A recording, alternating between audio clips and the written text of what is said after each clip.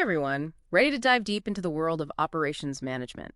We're taking a look at some RoleCatcher research today, and let me tell you, there's some really interesting stuff in here. Definitely some eye-opening insights, even for someone who follows this field closely.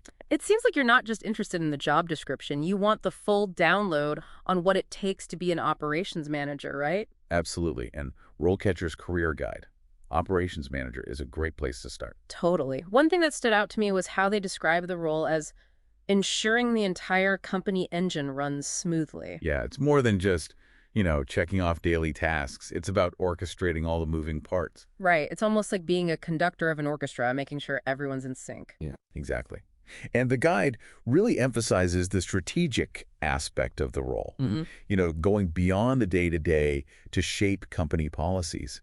This is where it gets really interesting. Oh, I'm curious about that. What sort of policies are we talking about here? Well, for example, think about the growing focus on things like supply chain ethics and sustainability. Right. The guide actually highlights how operations managers might be involved in creating policies related to ethical sourcing or minimizing environmental impact. Really important stuff. Wow, that adds a whole new layer to it. It's not just about efficiency, it's about responsibility too. Exactly. You're responsible for making sure the operation is aligned with company values. It's like this role has a social conscience now. In a way, yes. Okay, so we've talked about the big picture, but what about the actual day-to-day? What's the work environment really like for an operations manager? Yeah, and the guide doesn't hold back.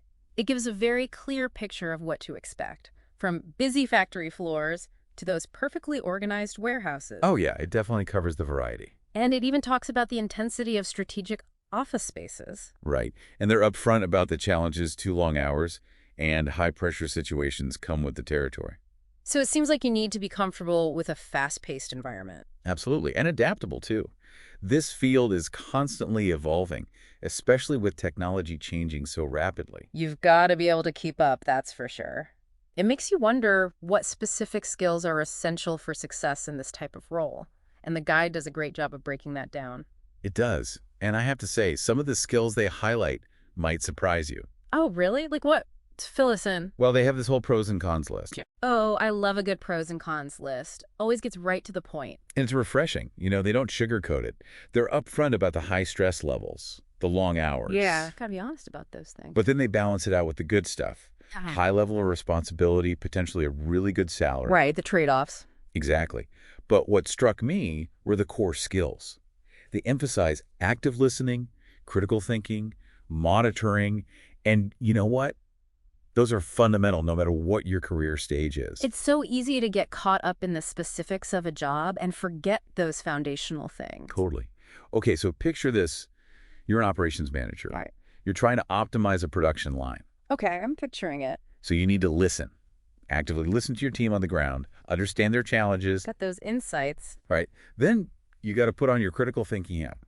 Analyze the data, find the bottlenecks. What are the potential solutions here? So you're like a detective trying to solve the puzzle. And that's where the monitoring comes in. You're not just solving a problem, you're tracking everything, looking for ways to improve, maybe suggest some automation upgrades based on what the data is telling you. It's dynamic, always changing. Always.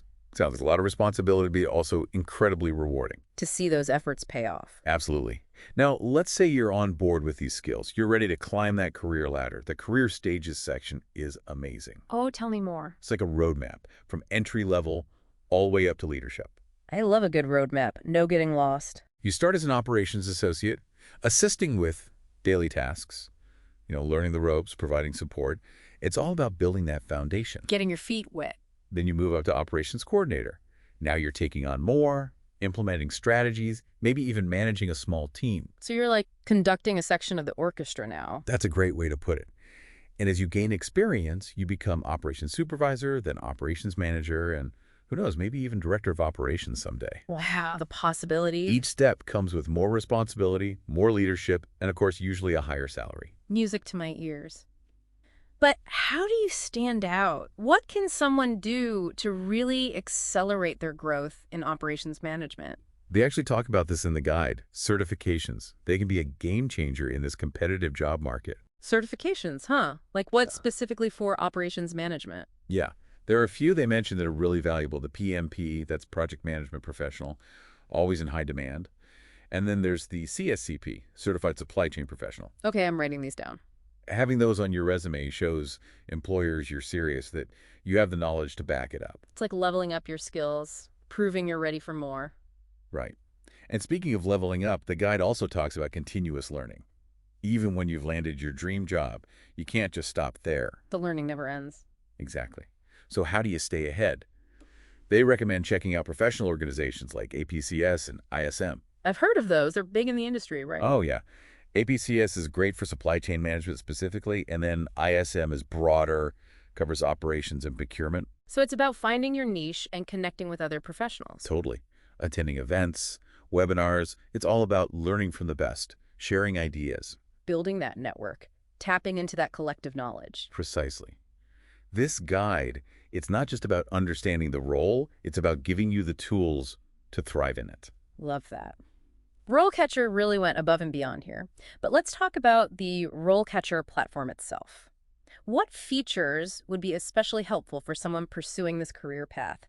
It really does feel like they've thought of everything. Remember those thousands of interview questions? Oh yeah, talk about overwhelming, right? Just thinking about it makes me nervous. But RoleCatcher actually lets you practice those questions. Right? Exactly. They have them all organized by role, by skill set. It's like having a cheat sheet for your interview.